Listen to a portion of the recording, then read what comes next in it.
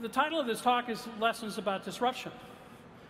One of the things I've learned is that technique follows technology.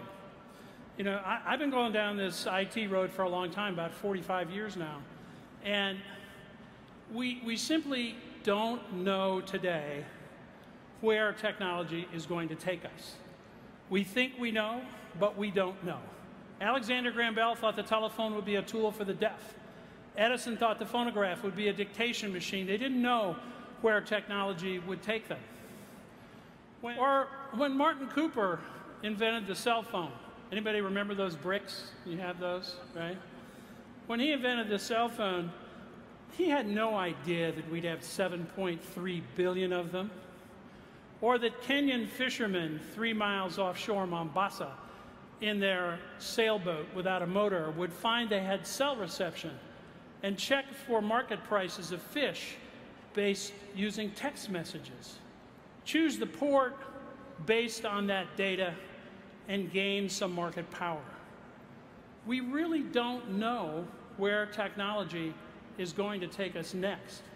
I certainly learned that at Sabre, where I was CIO, where we took the reservation system of American that had schedules and fares, and because of inexpensive terminals and inexpensive connectivity, we went out to revolutionize travel agents. And we took them from the OAG and the telephone to using terminals, and suddenly they went from 40% market share to 80% market share in a very short period of time, disrupting an entire industry. And then, you know, the internet came along and information found its freedom. Information escaped. It was being beamed to us all the time, and as customers, we were empowered by that information. But remember that pretty much in those days, information only flowed one direction, from the website to us. And websites were pretty simple, right? That's the first Yahoo page. That's the first Travelocity page. Pretty simple, and yet connectivity equals opportunity. I'd say that's the next big thing to think about in disruption. How much connectivity has created opportunity? Think of all the industries that were destroyed by that connectivity: music, maps, news, the yellow pages. Even with that simple connectivity, 18,000 travel agents out of business, so that 80% share disappeared almost overnight, right? And then users began to create information. That was, in my opinion, the next big change, because information began to flow in two directions. People started blogging and selling and rating. My friend Rich Barton, who started Expedia and Zillow and Glassdoor, says if it can be rated, it will be rated. So people started sharing experiences about buying, but no longer one-to-one over the backyard fence, now one-to-many over the network on sites like TripAdvisor, where they have over 130 million hotel reviews. No one goes anywhere today without reading a review.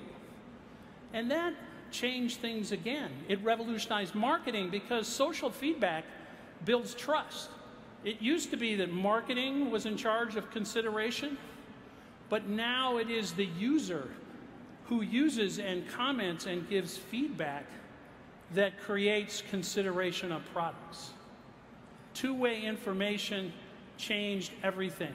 And it changed the amount of data from a stream to a torrent.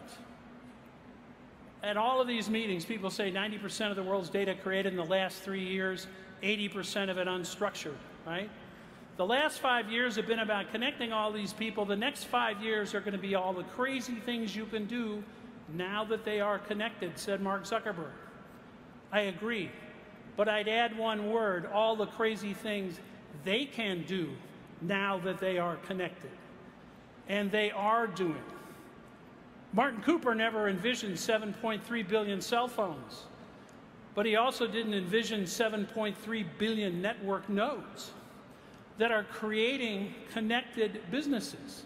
Airbnb, now the world's largest hotel chain; Uber, the largest limo company; Expedia, the world's largest travel agency, all because of connectivity. So connectivity creates a lot of opportunity. So we've gone from systems of record to systems of engagement, and now to systems of insight. And you know, the other day I was in London and I got a chance to speak to the research board. Some of you know the research board. The research board is a collection of the top CIOs of the world. And as I went in to make my talk and they asked me to speak about cognitive computing, this was up on the board. It said, insights are the strategic asset. So these CIOs looking forward are being told by their research arm that it's all about insights going forward. And I absolutely agree. That's what we're looking for at Wayblazer. That's what all of you are finding with this technology. That's what cognitive computing can provide, because a lot of what I think went on yesterday and a lot of the discussions, a lot of the booths outside are about extending human capability, about the more capable doctor, the more capable chef, the more capable salesperson. I think that's great. I think that's a terrific use for Watson.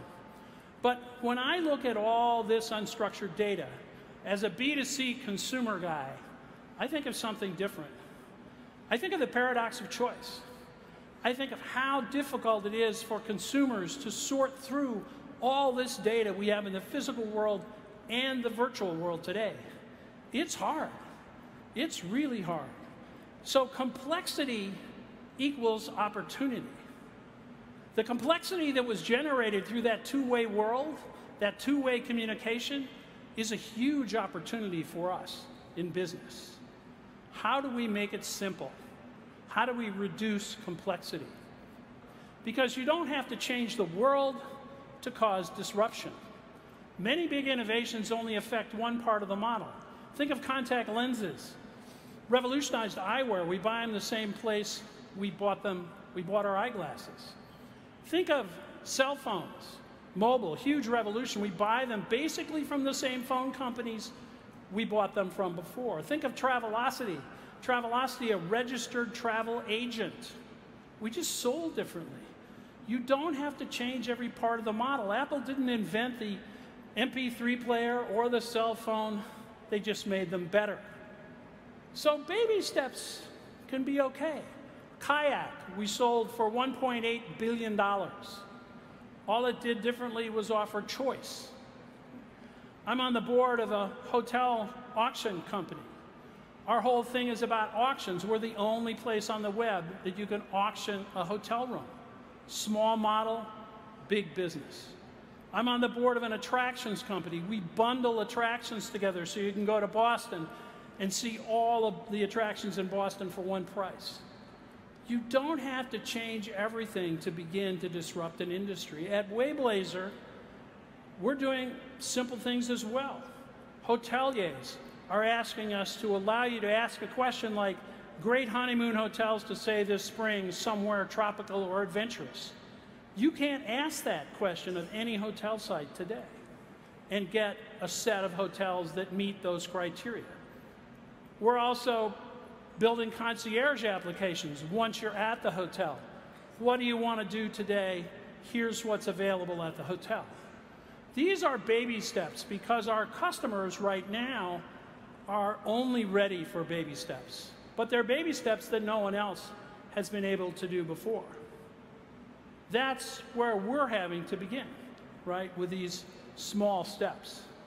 But what comes after baby steps? Well, after baby steps, you have to look beyond what's immediately apparent. That's the next lesson. Where can we go next? I had the unfortunate task of going to the executive committee at American Airlines to propose electronic tickets. I said, we don't need tickets anymore. We can get rid of tickets. Computers are smart enough to do that. And what did they say? Our customers want tickets. What about receipts? They will never accept this idea. Leave us. Go from this room. And American was one of the last carriers to implement e-tickets. And yet today, 99% of tickets are electronic, right? And they were not only late for that, they were late for the self-service world. But why were they late? Because in real innovation, being comfortable isn't good.